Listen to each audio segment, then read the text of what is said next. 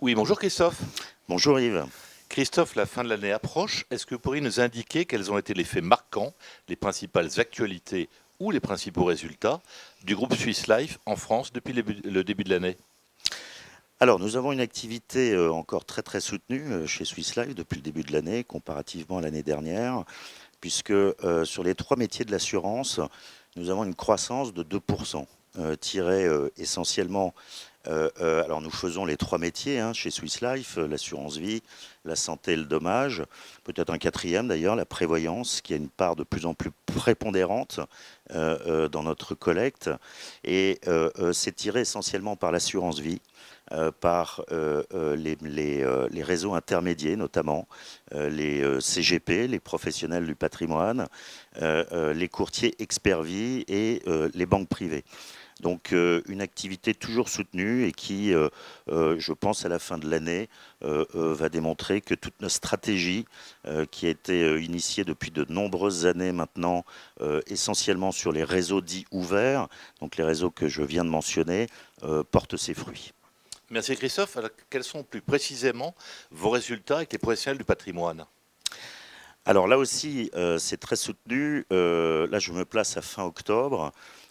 Nous atteignons une collecte qui frôle les 2 milliards avec les professionnels du patrimoine, encore une fois. Nous avons un taux d'UC qui est très très élevé, puisque nous sommes au-dessus de 65% dans la collecte, qui est à vérifier, mais je crois que c'est plus de 20 points au-dessus du marché. Donc une activité qui est très très soutenue avec eux sur les métiers, encore une fois, de l'assurance vie et de la retraite, qui a une part de plus en plus prépondérante, notamment avec le PER. Il y en a d'autres. On a lancé tous les produits impactés par la loi Pacte, justement. Et surtout les métiers de prévoyance aussi. Parce qu'on a vu que pendant le Covid, la clientèle dite patrimoniale, la clientèle qui est le cœur cible de Swiss Life en France, que sont les TNS, les professions indépendantes, les professions libérales, et bien finalement, pour eux-mêmes d'ailleurs, et pour leurs clients, ont eu des besoins, ont réalisé que le métier de la prévoyance était un métier dans lequel ils devaient se développer. Et chez Swiss Life, les années prochaines, nous allons mettre beaucoup l'accent là-dessus, car ça fait vraiment partie d'une offre patrimoniale globale vis-à-vis des clients finaux. Alors justement, en conclusion, Christophe, quels sont vos principaux projets en termes de produits ou de services vis-à-vis des professionnels du patrimoine pour les mois qui viennent?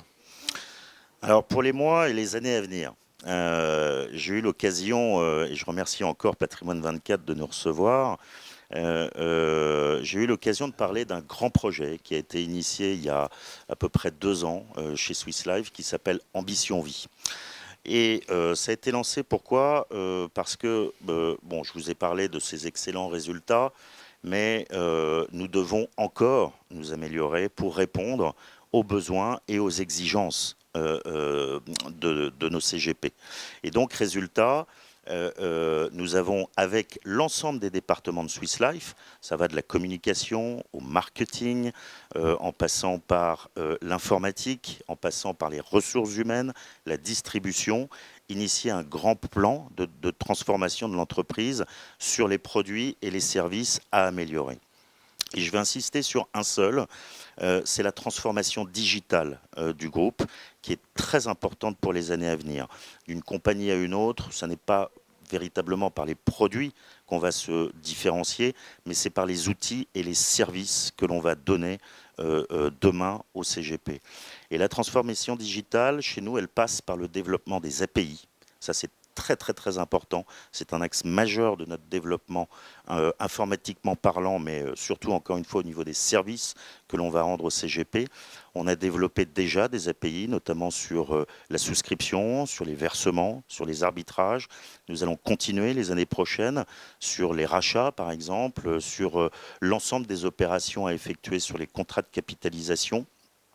Nous avons un plan à allez, en fait, c'est le plan Swiss Life 2024 aussi, dont Ambition Vie en fait partie, et l'ensemble de l'apéisation de nos opérations va s'effectuer d'ici 2 ou 3 ans chez Swiss Life. Et comme ça, nous répondrons encore une fois aux attentes des CGP à ce niveau-là. Merci beaucoup. Ambition 2024 comme Patrimoine 24. Absolument. Je vous remercie de nous avoir reçus. J'en profite pour vous souhaiter d'excellentes fêtes de fin d'année pour vous et toutes les équipes de Swiss Life. Eh bien, à vous de même, ainsi qu'à tous nos partenaires. Merci beaucoup. Au revoir. Merci Yves.